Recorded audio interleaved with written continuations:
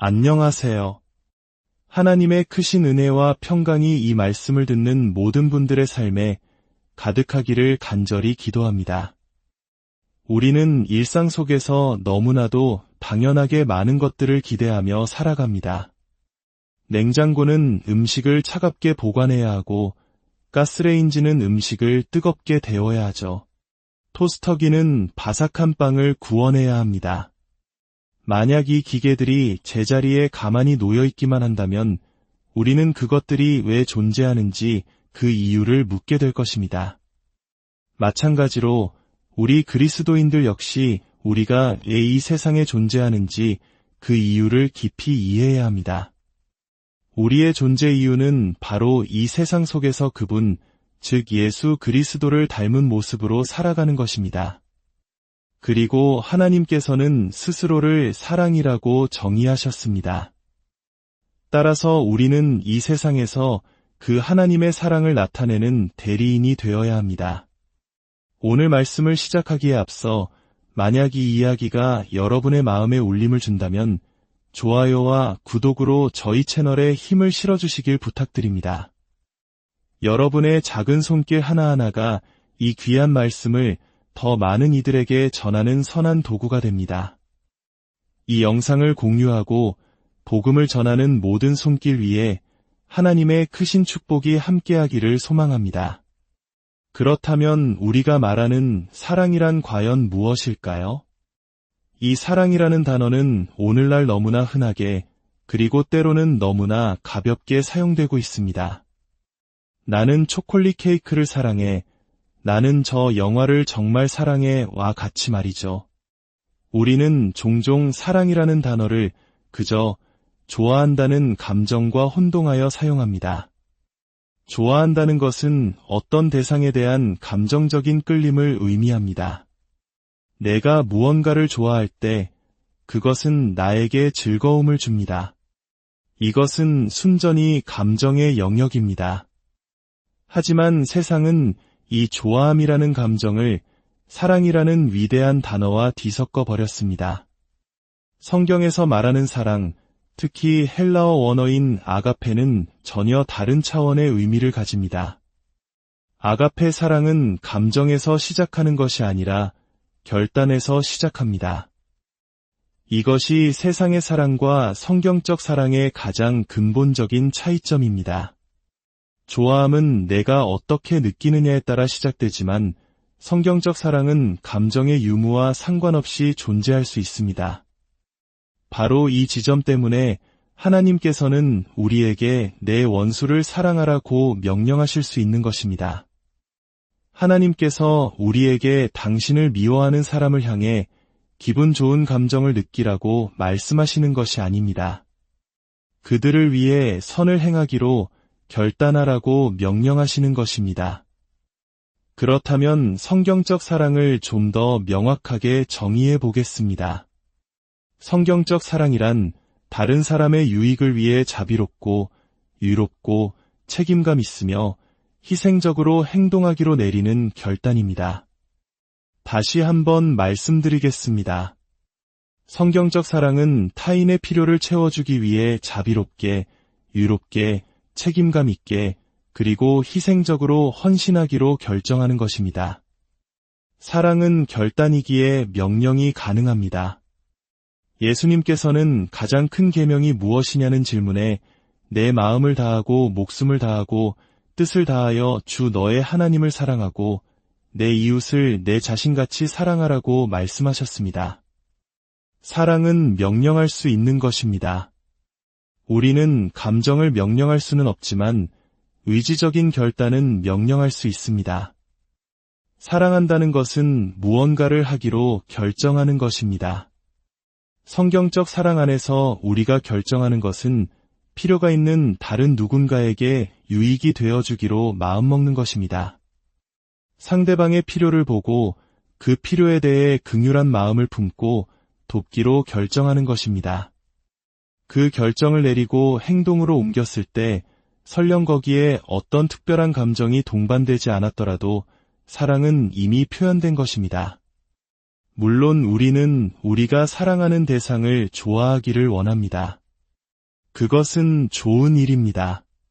하지만 우리는 좋아하지 않는 대상조차도 사랑할 수 있습니다. 성경은 하나님이 세상을 이처럼 사랑하사 독생자를 주셨으니 라고 말씀합니다. 하나님께서 외아들의 죽음을 기뻐하며 즐거워하신 것이 아닙니다. 하지만 그분은 인류의 영적인 필요를 보셨고 그 필요를 채워주기 위해 비록 아들에게는 너무나 고통스러운 일이었지만 그를 내어주시기로 결정하셨습니다. 이것이 바로 성경적 사랑입니다. 세상의 문화나 할리우드 영화가 말하는 그런 사랑이 아니라 하나님께서 보여주신 사랑은 결단으로 시작하여 시간이 지나면서 따뜻한 감정으로 자라날 수 있습니다. 어떤 남편이 나는 더 이상 아내를 사랑하지 않아요 라고 말하거나 아내가 남편을 향한 사랑이 식었어요 라고 말할 때 그들이 실제로 의미하는 바는 나는 더 이상 그 사람을 좋아하지 않아요 라는 것입니다. 감정이 사라지고 열정이 식었다는 뜻이죠. 그들은 좋아함이라는 감정을 사랑과 동일시하는 오류를 범하고 있는 것입니다. 그러나 진정한 사랑은 결단으로 시작하며 그 결단을 통해 감정은 다시 회복될 수 있습니다. 요한일서 3장 16절은 이렇게 말씀합니다. 그가 우리를 위하여 목숨을 버리셨으니 우리가 이로써 사랑을 알고 우리도 형제들을 위하여 목숨을 버리는 것이 마땅하니라. 예수님께서는 우리의 필요를 보시고 행동하셨습니다. 그렇다면 우리 또한 형제들의 필요를 위해 우리의 삶을 내어주는 것이 마땅합니다.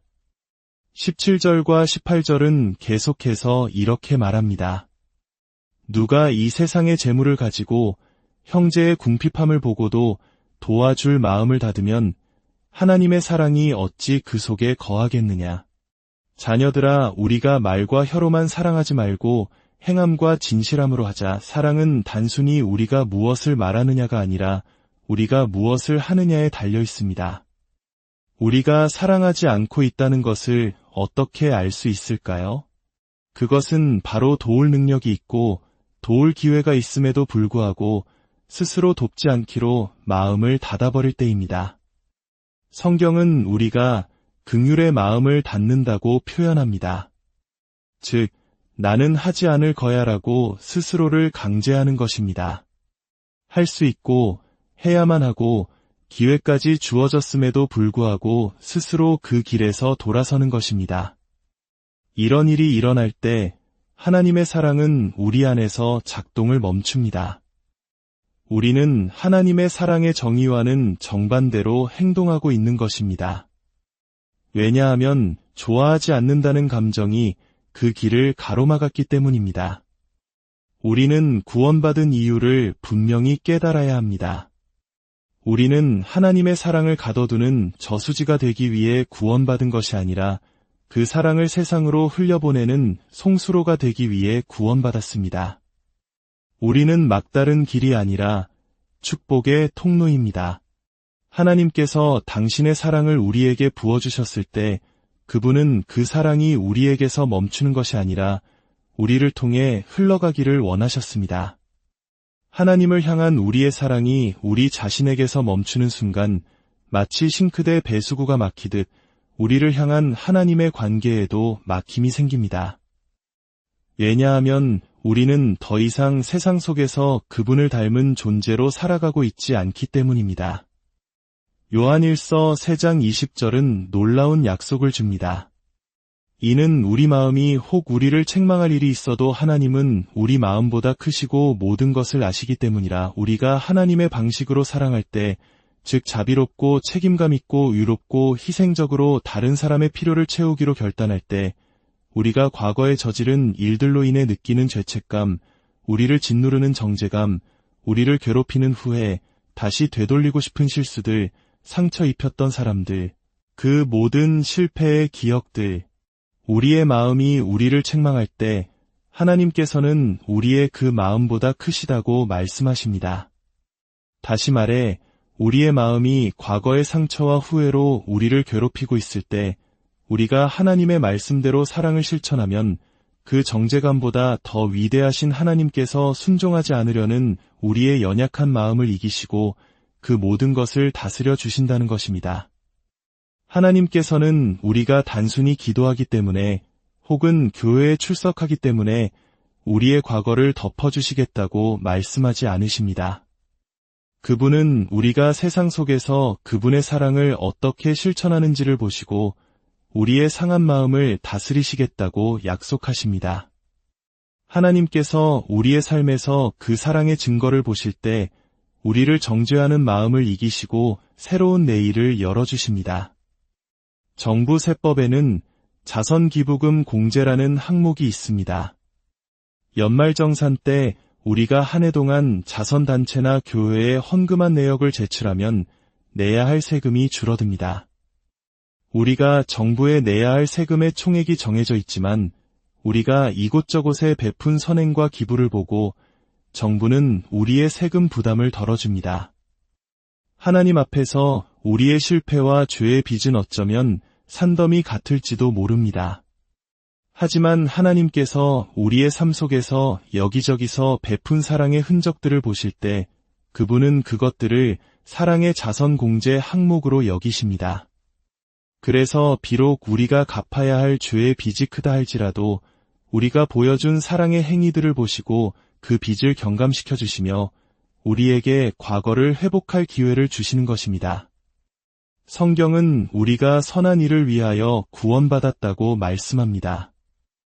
에베소서 2장 8절과 9절은 너희는 그 은혜에 의하여 믿음으로 말미암아 구원을 받았으니 이것은 너희에게서 난 것이 아니요 하나님의 선물이라. 행위에서 난 것이 아니니 이는 누구든지 자랑하지 못하게 함이라고 말합니다. 그리고 바로 이어지는 10절은 이렇게 선포합니다. 우리는 그가 만드신 바라. 그리스도 예수 안에서 선한 일을 위하여 지으심을 받은 자니 이 일은 하나님이 전에 예비하사 우리로 그 가운데서 행하게 하려 하심이니라. 하나님께서는 10절에 선한 일을 하게 하시려고 8절과 9절의 은혜로 우리를 구원하셨습니다. 우리는 그저 구원받고 가만히 앉아 있으라고 부름받은 존재가 아닙니다. 우리는 일하기 위해, 즉 사랑하기 위해 구원받았습니다.